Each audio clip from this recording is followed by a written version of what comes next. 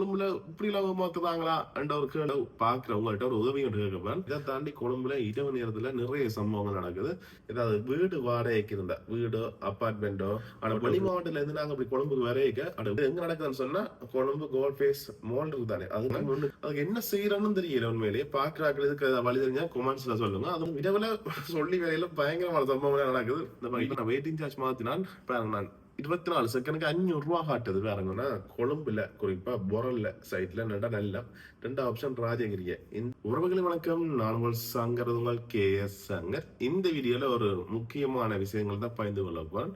உண்மையிலேயே கொழும்பு வாராக்கள் இந்த வீடியோ பாத்தீங்கன்னா உங்களுக்கு சரியான பிரயோசனமா இருக்கு. நீங்கள் ஏமாறாமைக்கு தப்பிக்கொள்ளலாம். நான் ஏமாந்து போட்டேன்.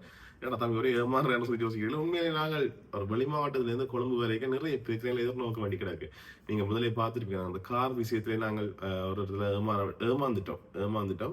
அதே மாதிரி அதுக்கு பிறகு கூடி நான் ஏமாறக்கூடாதுன்னு சொல்லி எவ்வளவுக்கு மேக்சிமம் நான் யோசிச்சு ஒரு சில விஷயங்கள் செய்ய முடியுமோ அவ்வளவு செய்யறேன்.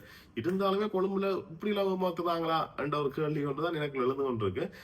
நாங்க குறிப்பிட்ட காலத்துக்கு முதல்ல கொழும்பு வரைக்கும் ஏர்போர்ட்டுக்கு வந்திருக்கோம். கொழும்பு வந்தாலுமே 2-3 நாள் மேக்சிமம் ஒரு 4-5 நாள் நின்றுட்டு தான் போயிருக்கோம். அதாலே நிறைய நாட்கள் நிக்கிறேன். ஆனா இப்ப அண்மை காலம் வந்ததுல அதனால நிக்கிறேன். அந்த அந்த காலத்துக்கு பாத்தீங்கன்னு சொன்னா எப்படி ஏமாத்த முடியுமோ அப்படியெல்லாம் ஏமாத்துறாங்க. நாங்க இவ்வளவுதான் ஒரு அவதானம் இருந்தாலுமே ஒரு சில விஷயங்கள்ல எங்களை ஏமாத்தி போட்டு தான் போறாங்க. அதுக்கு என்ன செய்யறோம்னு தெரியல. உண்மையிலேயே பாக்குறாக்கள் இதுக்கு வழி தெரிஞ்சா கொமெண்ட்ஸ்ல சொல்லுங்க. அது மட்டும் இல்லாம உங்கள்கிட்ட ஒரு உதவி கேட்கப்பேன்.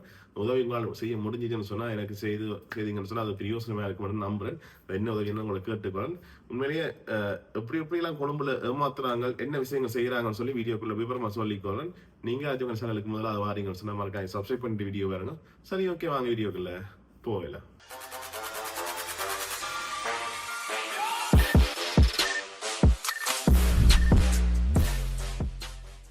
இந்த வீடியோக்கு போறதுக்கு முதல் முக்கியமான விஷயம், இது கொழும்பு மக்கள் நான் குறை சொல்றேன், தப்பா சொல்றேன் அந்த ஒரு நோக்கத்துக்காண்டி இல்ல, விழிப்புணர்வுக்காண்டி தான் நான் பயந்து கொள்றேன். ஏன்னா கொழும்புல இருக்கிற எல்லாரும் அப்படி இல்லை, ஒரு சில பேர் அதுக்காண்டி அதை சொல்லி போட்டு நான் டிஸ்கிளைமர் மாதிரி சொல்லி போட்டு வீடியோக்குள்ள போவோம். இப்ப என்ன சம்பவம்னு சொன்னா, கொழும்புல எங்க பார்த்தாலுமே ஒரு சில பிரச்சனை நடந்தவன இருக்கு. அதுல நான் இந்த வீடியோல உங்களுக்கு முதல்ல நான் சொல்ல வர விஷயம் பாத்தீங்கன்னு சொன்னா, இந்த ஆட்டோ நாங்க இப்போ ஒரு இடத்துல இருந்து ஒரு இடத்துக்கு போறதுக்கு நான் சாதாரண நான் என்ன பொறுத்த வரைக்கும் பாத்தீங்கன்னு சொன்னா, நான் எங்க போறாலுமே பிக்மி ஊபர் இந்த 2 தான் பாவிக்கிறோம். என்ன காரணம்னு சொன்னா, அவங்க ஆட்டோக்காரெல்லாம் ரெஜிஸ்டர் பண்ணிருப்பாங்க. ஒரு வாகனம்னு சொன்னா அது ரெஜிஸ்டர் பண்ணி தான் ஓடுவாங்க. அதில் இப்போ ஒரு பொருள் மிஸ் ஆனாலுமே நாங்க பிக்மி ஹோட்லைனுக்கு அடிச்சு இல்லாட்டி ஊபர் ஹோட்லைனுக்கு கழிச்சு நாங்கள் எங்களுக்கு அந்த தொலைஞ்சு சாமான பெற்றுக்கொள்ளலாம். மற்ற பாதுகாப்பு, இப்ப தெரியாத ஆட்டோல போறதுக்கு தெரிஞ்ச எல்லா டீட்டெயில்ஸுமே வரும். அதனால நாங்கள் அதுல போறது பாதுகாப்புபடியால அதுல போறோம். இதுல என்ன பிரச்சனை சொன்னா, இப்ப நான் பிக்மி ஊபர் போடாத சில விஷயங்கள்ல போட மாட்டேன். ஏன் காரணம்னு சொன்னா, இப்போ ஒரு கிலோமீட்டர் டிஸ்டன்ஸ் நாங்க போறோம், சில நடந்து போகலாம். ஒரு சில தவிர்க்க முடியாத காரணங்கள்ல போக மாட்டோம் நடந்து. அந்த சந்தர்ப்பத்துல நாங்கள் மீட்டர் டாக்ஸி போகணும்னு சொன்னா 100 ரூபா முடியும். அதே நாங்கள் பிக்மில போகணும்னு சொன்னா 150 ரூபா 180 ரூபா அப்படி ஒரு சில ரேட்டுகள் வரும். அதனால குறிப்பிட்ட சொன்னா நான் மீட்டர் டாக்ஸி தான் பிடிக்கிறது. இப்ப அந்த வேலை இப்ப நான் கொண்டு வந்த காலத்துல இருந்து பிக்மி ஊபர் மீட்டர் டாக்ஸி அதான் பிடிச்சு போறோம். மீட்டர் டாக்ஸி பாத்தீங்கன்னா ஒரு பிரச்சனை இருக்கு. என்னன்னா, ஒரு சில ஆட்டோ நான் சொல்லிக்கொள்றேன். ஆட்டோக்குள்ள பாத்தீங்கன்னா மீட்டர் டாக்ஸி இந்த மீட்டர் இது தானே மீட்டர் இருக்கு. ஒரு சில ஆட்டோக்குள்ள பாத்தீங்கன்னா போன்ல மீட்டர்ஸ் வச்சிருக்காங்க. அப்ப நான் இவ்வளவு ஒரு கிட்டத்தட்ட ஒரு 15 நாள் 20 நாளா போய் வரேன். இது வரைக்கும் இந்த பிரச்சனை நடந்தது இல்லை எனக்கு. சில இடங்கள்ல அந்த ஒரிஜினல் மீட்டரோட வந்திருக்கு. சில இடங்கள்ல போனை தான் மீட்டரா யூஸ் பண்ணி ஏத்தி கொண்டு தெரியுவாங்க. அப்ப சரின்னு நான் விட்டுட்டேன். இப்ப அன்றைக்கு நான் ஒரு வீடியோ எடுக்க போனேன். அந்த வீடியோ தான் நீங்க பாப்பீங்க. அது நடந்து கொள்ளும் சம்பவங்கள் கொழும்புல நிறைய சம்பவங்கள் நடக்குது. ஆனா இலங்கையில இப்படி எல்லாம் விஷயம் நடக்குதா, அதுவும் கொழும்புல இந்த விஷயம் எல்லாம் இப்படி நடக்குதான்னு சொல்லி நீங்களே ஆச்சரியப்படுவீங்க. கொழும்புல இருக்கிறாங்களுக்கு அது பழகி இருக்கலாம், தெரிஞ்சிருக்கலாம். ஆனா வெளி மாவட்டத்துல இருந்து நாங்க அப்படி கொழும்புக்கு வரையக்க இப்படி விஷயம் எல்லாம் நடக்குது இல்ல கொழும்புல. இதெல்லாம் இப்படி இங்கே இருக்கா அந்த ஒரு அப்படி ஒரு எண்ணம் வருது. அது இரவுல சொல்லி வேலையில பயங்கரமான சம்பவங்கள் நடக்குது. வீடியோ சம்பவங்கள் நிறைய வரும், ப்ரூஃபோட வரும் சம்பவம். அதுக்கு பிறகு இருக்கு எனக்கு சம்பவம் செய்யறாங்களோ தெரியல. அதுக்கு பிறகு சரி அந்த கதையை விடுவாங்க. இப்ப அந்த வீடியோக்கு பிறகு தான் வரும். அப்ப அண்மையா குறிப்பிட்ட நாளுக்கு முதல் நான் ஒரு நண்பரோட வீடியோ எடுக்க போனாங்க. கொழும்புல கிட்டத்தட்ட கோல் ஃபேஸ் கிட்ட தான் போனாங்க. அப்ப எடுத்துட்டு நாங்கள் அந்த இடத்துல இருந்து பிக்மி போட்டாங்க. ஒரு ஆட்டோமே எங்களுக்கு ஓகே பண்ணி வரையில. இப்ப என்ன பத்தி சொன்னா பிக்மில இப்ப நாங்க 2-3 தடவை கேன்சல் பண்றோம்னு சொன்னா, அதுக்கு பிறகு நாங்க பிக்மி ஓடைக்கு சரியா லேட்டா பிக்மி அந்த விஷயம் மட்டும் இருக்கு. கேன்சல் பண்றோம்னு சொன்னா ஒரு இடத்துல அவங்க 1 மணிட்டு அவங்க பார்ப்போம் வரவே மாட்டாங்க. அப்ப கேன்சல் பண்ண தேவை இருக்கு. அதுக்கு பிறகு ஒரு சில இடங்கள்ல தூரங்கி அடிப்பாங்க. அவசரமா போக வேண்டிய 10 நிமிஷம் 8 நிமிஷம் காட்டி கொண்டிருக்கும். அந்த பிரச்சனைக்கான சில இடங்கள் பிக் மீ போகல, சரி மீட்டர் டேக்ஸில போகணும்னு யோசிக்கிறது.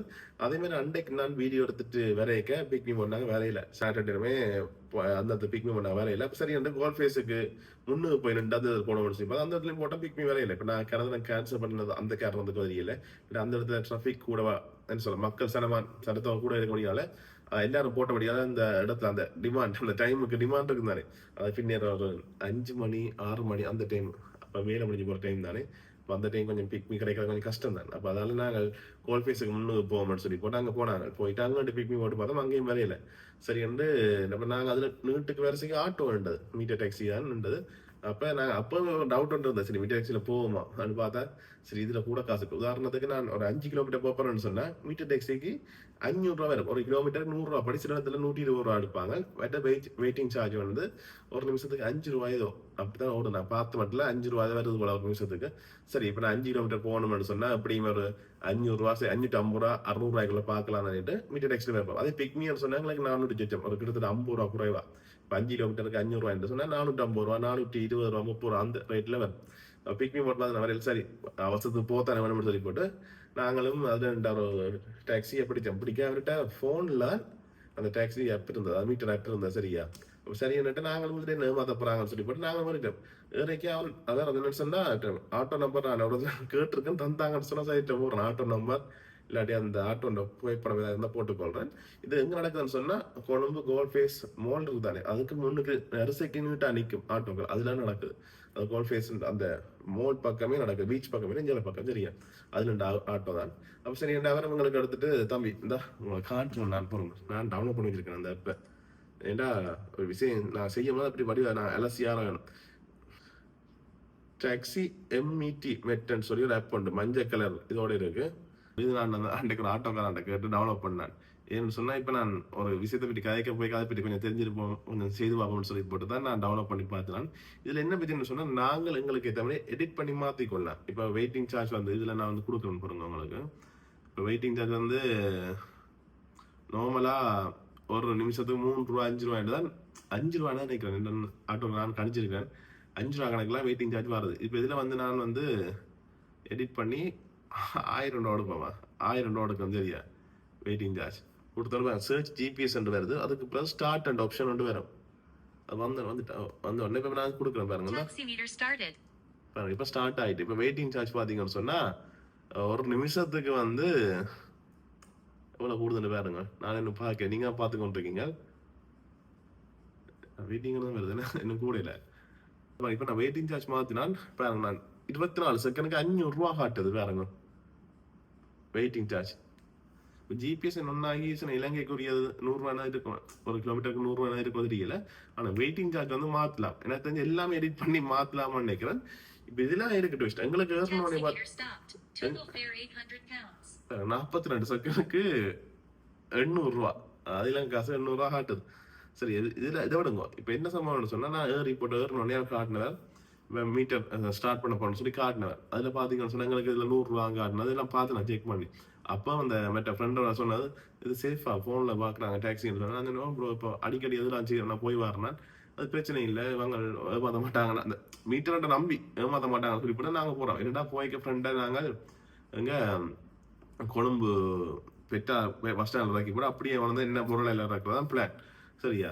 அப்ப நாங்களும் சரி என்று போட்டு நாங்களும் வாரம் ஏறி வந்து பெட்டா இறக்கிட்டு நான் வாரம் கிட்டத்தட்ட ஒரு 7 மணி இருக்க நினைக்கிறேன் அந்த 6 மணி அந்த 6:30 அந்த டைம் தான் இருக்க நினைக்கிறேன். சரி என்றுட்டு நாங்களும் வந்துட்டோம் வந்துட்டு இங்க வந்து நாங்க உண்மையெல்லாம் சொல்றோம் கொழும்பு கோல்ஃபேஸ் வந்து பெட்டா பஸ் ஸ்டாண்டுக்கு போயிட்டு பொரல வாரத்துக்கு நான் 2 லொக்கேஷன் வாரத்துக்கு பாத்தீங்கன்னு சொன்னா 500 சொச்சம் காட்டினேன் சரியா பிக்மியில. இப்ப நான் நினைச்சது சரி இதுக்கு ஒரு 700 ரூபாய்க்குள்ள மேலும் சொல்லிட்டு நாங்கள் மீட்டர் டாக்ஸி எடுத்தினார். ஆனா இங்க வந்து ரங்கினோட பாத்தீங்கன்னு சொன்னா எனக்கு காட்டுது 1400 சொச்சம் காட்டுச்சு 1400 சொச்சம் காட்டுனதோ 1400 பாருங்க. அப்ப நான் உடனே முதல்ல விஷயம் கேட்டது அவர்கிட்ட மீட்டர் காட்டுங்கன்னு சொல்லி கேட்டேன். அப்ப நான் உடனே கேட்டேன் நீங்க உடனே மீட்டர் காட்டுங்கன்னு சொல்லி கேட்க உடனே அப்படி காட்டிட்டு உடனே மீட்டர் வந்து இப்படி இந்த அமௌண்ட்ல காட்டுதானே இந்த அமௌண்ட்ல காட்டுங்க பக்கம் ஸ்டார்ட் கொடுத்துட்டேன் கொடுத்தோன்னா இப்படி திரும்ப ஸ்டார்ட் கொடுக்குறீங்க என்ன மீட்டர் காட்டுங்கன்னு சொல்லி அது போயிட்டு தான் சொல்லி சொன்னான்.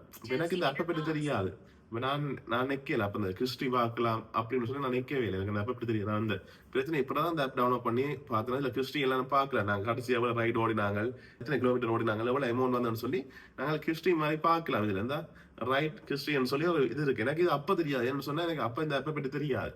அப்ப அதால வந்து நானும் நான் சொன்னேன் இவ்வளவு அமௌண்ட் வராது, 7 கிலோமீட்டர் தானே வந்தது, அதுக்கு இவ்வளவு அமௌண்ட் சொல்றீங்க, 1 கிலோமீட்டர் 100 ரூபான்னு சொல்லி கேட்க அவன் சிங்களம், எனக்கு தமிழ், எனக்கு அது சிங்களம் தெரியாது. சிலது இப்ப நான் இங்க வந்ததால கொஞ்சம் கொஞ்சம் அண்டர்ஸ்டாண்ட் பண்ணி விளங்குது. ஆனா திருப்ப கதைக்கிறது கொஞ்சம் கஷ்டமா இருக்குது. மற்றபடி சிங்களம் கொஞ்சம் எனக்கு விளங்கக்கூடிய மாதிரி இருக்கு. இப்ப இங்கிலீஷ்ல அவனுக்கு இங்கிலீஷ் விளங்க இல்லை.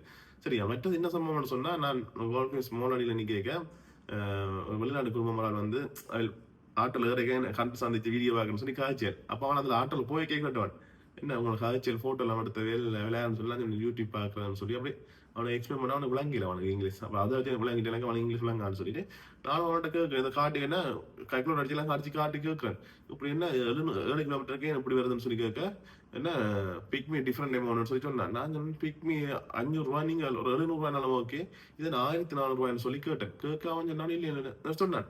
இப்போ எனக்கு நான் என்ன சொல்றது, இப்போ ஒரு அநியாயம் நான் விளங்கிட்டு அதுக்கு நான் திருப்பி எதிர்த்து ஒரு ப்ரூஃப் ஒன்றுமே இல்லை. அவன் உடனே மாத்திட்டான். எனக்கு அப்ப தெரியாத கிறிஸ்டி இருக்கான், இல்லாட்டி கிறிஸ்டி எடுத்து காட்டுன்னு சொல்லி கேட்டிருப்பேன். இப்ப எனக்கு கொஞ்சம் அலர்ட் ஆயிட்டேன். அவ இப்படி நடந்துச்சு, என்னடா செய்யறான்னு சொல்லி போட்டு கடைசியா பர்சுக்கு இந்த இடத்து 1300 ரூபாய் வந்தது கொடுத்து கடைசியா ஓகே போகிட்டேன். இல்ல இந்த 100 ரூபாய் அப்படி நீ பிடிச்சு கொண்டு போ. இப்ப நாங்கள் ஒரு விஷயம் நாங்களா கொடுக்கறது வேற விஷயம். ஒருத்தன் இதை அடிச்சு பிடிச்சு அதுல ஒரு இதை ஒன்று நினைக்கிறாங்க வேறங்க. அந்த மாதிரி குடும்பல ஒரு சில ஆட்கள நாங்கள் என்ன செய்யறோம்னு தெரியல. இப்ப கொழும்புல இருக்கிறாங்க கோவிக்காங்க. உண்மையில கொழும்புல மட்டும்தான் இப்படி விஷயங்கள். யாழ்ப்பாணத்திலயும் ஆட்டோ கால ஒரு சில பேர் ஏமாத்துறது இருக்குதான். ஆனா இப்படி ஏமாத்த மாட்டாங்க. ஒரு அதுக்கு 200 ரூபாய் 300 ரூபாய் வைப்பாங்க, அப்படி ஓகே. இது வந்து அநியாயம். 3 மடங்கு காசு இருக்கிறாங்கன்னா நினைச்சு பாருங்க எப்படி இருக்குமெண்டு. நான் கடைசி கொடுத்து போட்டாம விட்டான். இப்ப என்னண்டா நான் உடனே போய் ஆட்டோ நம்பர் போட்டோ எடுப்போம்னு சொல்லி போட்டு இந்த போன் எடுத்தேன். இது வேற போன் பாவிச்சு, இதெல்லாம் பேங்க்ல நடந்தது. இது நான் வீடியோ எடுக்கிறதுக்கு மட்டும் தான் பாவிக்கிறேன். இந்த போனும் அந்த போனும் நான் பர்சனல் யூஸ் பண்ற போன் விவோ இருக்கு. அது வந்து என்னண்டா அது கிட்டத்தட்ட எடுத்து 4-5 வருஷம் ஆயிட்டு. அது பக்கம் இப்படி கேமரா ஒன் பண்ணா கேமரா ஒன்னா வாரத்துக்கே குறிப்பிட்ட ஒரு டைம் ஆகும், ஒரு 5 செகண்ட் 6 செகண்ட் ஆகும். அதுக்கெல்லாம் ஆட்டோ எடுத்துட்டு போயிட்டான். அப்ப அது பிறகு நான் சிசிடிவி ஃபுட்டேஜ் கேட்டிருக்கேன்.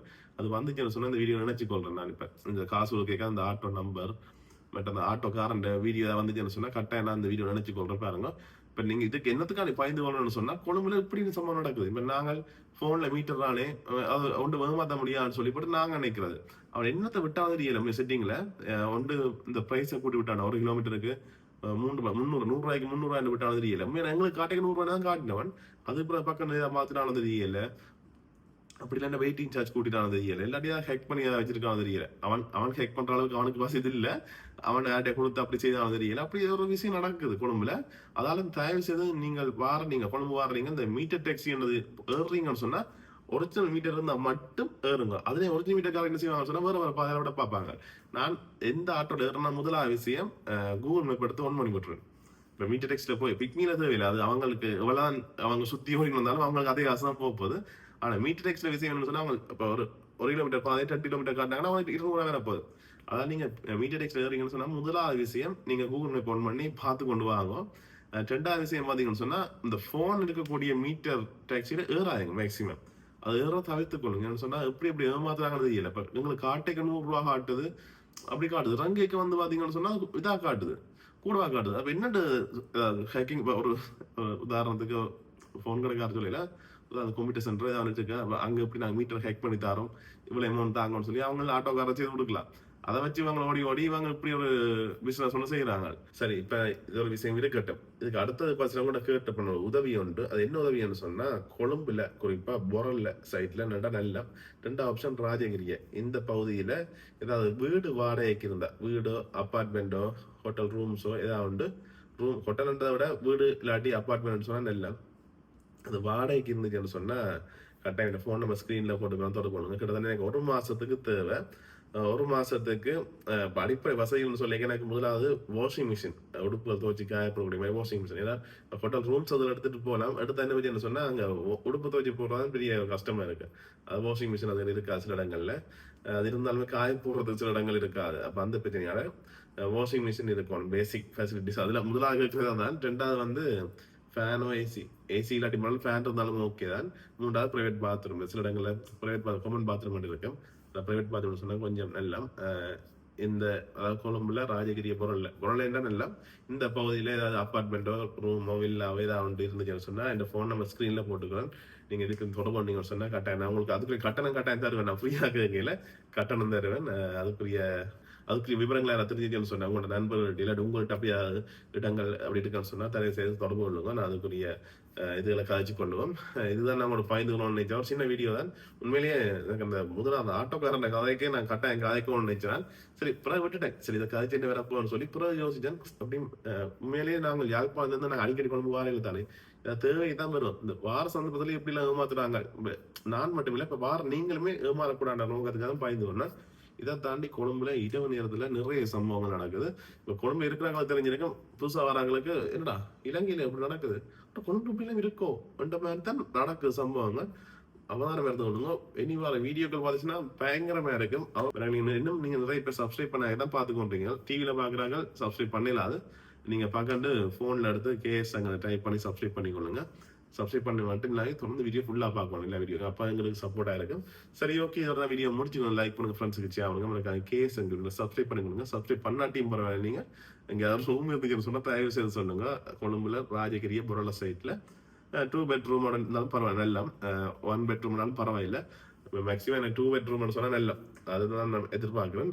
வேற ஏதாவது விவரங்கள் நான் உங்களுக்கு சொல்லணும்னு சொன்னால் என் ஃபோன் நம்பரில் போட்டுக்கிறோம், தொடர்பு பண்ணிங்கன்னா நம்ம எழுதி விவரங்களை காய்ச்சிக்கொள்ளும். சரி okay, C you, tata, bye bye.